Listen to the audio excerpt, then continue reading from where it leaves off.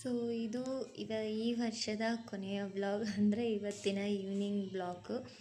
ಇವತ್ತು ವೆಡ್ನಸ್ಡೇ ನಮ್ಮ ಹತ್ರ ನಮ್ಮದು ಏರಿಯಾದಲ್ಲಿ ಮಾರ್ಕೆಟ್ ಇತ್ತು. ಸೊ ಹಾಗಾಗಿ ನಾನು ಒಂದು ವಾರಕ್ಕಾಗೋಷ್ಟು ಎಲ್ಲ ವೆಜಿಟೇಬಲ್ಸ್ನು ಸೊ ಅಲ್ಲೇ ಹೋಗಿ ತೊಗೊಂಡು ಬರ್ತೀನಿ. ಎವ್ರಿ ವೆಡ್ನಸ್ಡೇ ಮಾರ್ಕೆಟ್ ಇರುತ್ತೆ ಅಲ್ಲಿ. ಸೊ ಎಲ್ಲ ವೆಜಿಟೇಬಲ್ಸ್ನ ತೊಗೊಂಡು ಬಂದು ನಾನು ಎಲ್ಲನೂ ಕ್ಲೀನ್ ಮಾಡಿ ಈ ಥರ ಡಬ್ಬದಲ್ಲಿ ಸ್ಟೋರ್ ಮಾಡಿ ಇಟ್ಕೋತೀನಿ. ಸೊ 1 ವೀಕ್ವರೆಗೂ ಹೂವು ಆಗಲಿ ಯಾವುದೇ ಒಂದು ವೆಜಿಟೇಬಲ್ಸ್ ಅದನ್ನು ಫ್ರೆಶ್ ಆಗಿರ್ತವೆ. ಸೊ ಹಾಗಾಗಿ ನಾನು ಈ ಥರ ಬಾಕ್ಸ್ಗಳನ್ನ ಹಾಕಿ ಇಟ್ಕೋತೀನಿ. ಇನ್ನು ಸೊಪ್ಪಿನ ಪಲ್ಯ, ತೊಪ್ಪಲ ಪಲ್ಯ ಎಲ್ಲನೂ ಟಿಶ್ಯೂ ಪೇಪರ್ ಹಾಕಿ ಈ ಥರ ಬಾಕ್ಸ್ನಾಗೆ ಇಡ್ತೀನಿ. ಇಟ್ಟರೆ ಕೊಳೆಯೋದಿಲ್ಲ, ಏನಾಗೋದಿಲ್ಲ, ಫುಲ್ ಫ್ರೆಶ್ ಆಗಿರ್ತವೆ. ಮತ್ತು ಕೊತ್ತಂಬರಿ ಸೊಪ್ಪು, ಕರಿಬೇವು ಎಲ್ಲನೂ ಇದೇ ಥರ ಬಾಕ್ಸ್ನಾಗ ಹಾಕಿಡ್ತೀನಿ.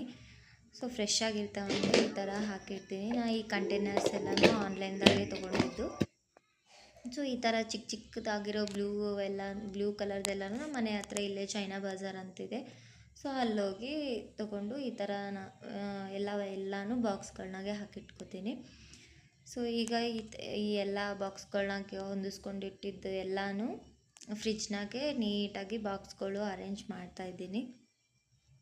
ಅಂದರೆ ನಾನು ಕೆಳಗಡೆ ಸೆಕ್ಷನ್ನಲ್ಲಿ ಬೀನ್ಸ್, ಕ್ಯಾರೆಟ್ ಮತ್ತು ಪೊಟ್ಯಾಟೊ ಈ ಥರದ್ದೆಲ್ಲನೂ ಕೆಳಗಡೆ ಇಡ್ತೀನಿ. ಮಿಡಲ್ ಸೆಕ್ಷನ್ದಲ್ಲಿ ತೊಪ್ಪಲ ಪಲ್ಯಗಳನ್ನ ಇಡ್ತೀನಿ. ಸೊ ಹಾಳಾಗೋಕ್ಕೂ ಮುಂಚೆನೇ ಬೇಗ ಯೂಸ್ ಮಾಡಬೇಕು ಅಂತ ಹೇಳಿ. ಸೊ ಅಲ್ಲಿ ಮೇಲ್ಗಡೆ ಇದ್ದರೆ ಪಟ್ ಅಂತ ತೊಗೊಂಡು ಮಾಡೋಕ್ಕೆ ಬರುತ್ತೆ ಅಂತ. ಸೊ ಸೊಪ್ಪಿನ ಪಲ್ಯಗಳೆಲ್ಲ ನೋಡಿಕೊಂಡು ಸೊ ಆ ಥರ ಮೇಲ್ಗಡೆ ಸೆಕ್ಷನ್ನಲ್ಲಿ ಇಟ್ಕೊಂಡು ಹೊಂದಿಸ್ಕೊಂಡು ಬಿಡ್ತೀನಿ.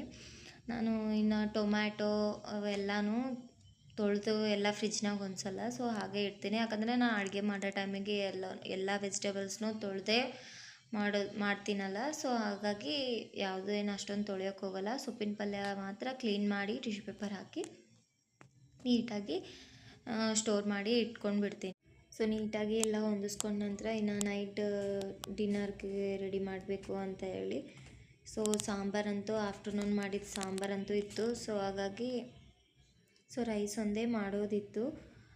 ಅದಕ್ಕೂ ಮುಂಚೆ ಎಲ್ಲ ಕ್ಲೀನ್ ಮಾಡಿ ಕಟ್ಟಿನೆಲ್ಲ ಕ್ಲೀನ್ ಮಾಡಿಕೊಂಡು ಇಟ್ಬಿಟ್ಟು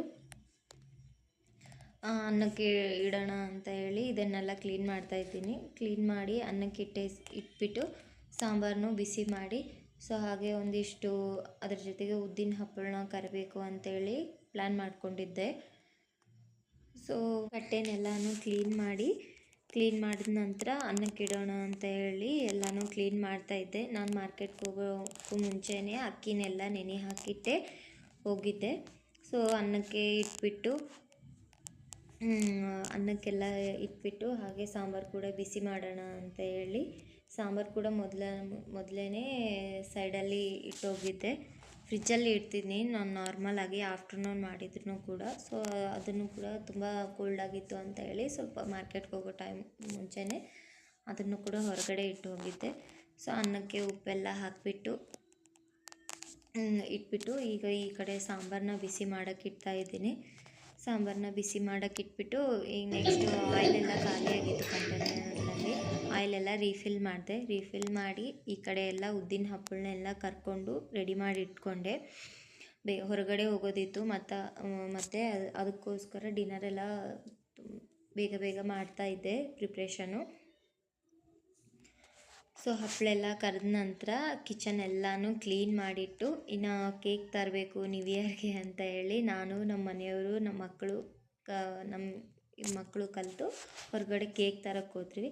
ಅಲ್ಲಿ ಹೊಸದೊಂದು ಬೇಕ್ರಿ ಆಗಿತ್ತು. ಸೊ ಅಲ್ಲೇ ಕೇಕ್ನ ತೊಗೊಂಡು ಮನೆಗೆ ಬಂದು ಡಿನ್ನರ್ ಮುಗಿಸ್ಕೊಂಡ್ವಿ. ಸೊ ಡಿನ್ನರ್ ಎಲ್ಲ ಆದ ನಂತರ ಗ್ಯಾಸ್ ಸ್ಟವ್ ಎಲ್ಲ ಕ್ಲೀನ್ ಮಾಡ್ಕೊಳ್ತಾ ಇದ್ದೆ. ಸೊ ಇದಾಗಿತ್ತು ನನ್ನ ಇವತ್ತಿನ ಬ್ಲಾಗ್. ಸೊ ಇದು ಈ ಇಯರ್ ಲಾಸ್ಟ್ ವಿಡಿಯೋ. ಸೊ ಎಲ್ಲರಿಗೂ ಹಾಗೆ ಅಡ್ವಾನ್ಸ್ ಹ್ಯಾಪಿ ನ್ಯೂ ಇಯರ್ ಅಂತ ಹೇಳ್ತಾ ನಾನು ಈ ವ್ಲಾಗ್ನ ಕಂಪ್ಲೀಟ್ ಮಾಡ್ತಾಯಿದ್ದೀನಿ. ಬಾಯ್.